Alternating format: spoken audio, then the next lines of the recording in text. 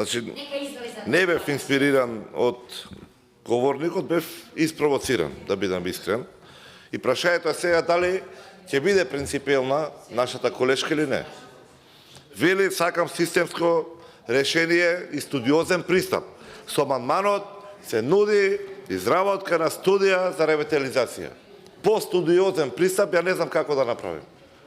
Дали се согледале, се констатирале некои елементи во владото? Да.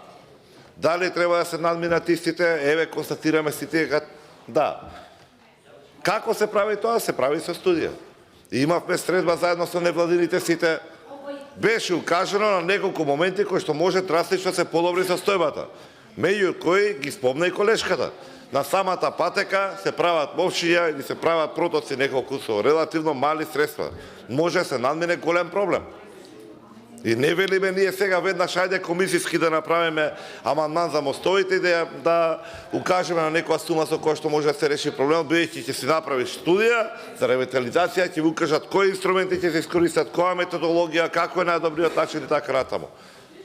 Не мораме да отвараме вакви дискусии кога може да се има решение, доколку принципиелно навистина сака колешката. Првиот чекор се 3 милиони денари кои што не би требало да бидат никаков проблем за нешто што може да биде национална гордост или срам на државата. Велиме за законот. Имате серија на забелешки на законот. Стопиран вие. Вие го стопиравте. Бидејќи имате реакции од надвор, имате реакции од натре. Имате забелешки кои што може да бидат имплементирани. Но истите забелешки не може да биде подобрен доколку не се устои и не се направи првиот чекор со законот за ревитализација. Така да дали сте против или не сте против, ќе си го докажете многу просто со гласањето за овој амандман. И може да се подобри состојбата. Повторно ќе кажам, не се тоа некои премногу големи зафати што треба да се зафатат.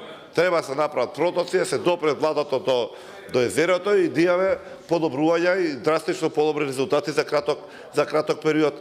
Не мора толку да се воопштува работа или да се направи проблем.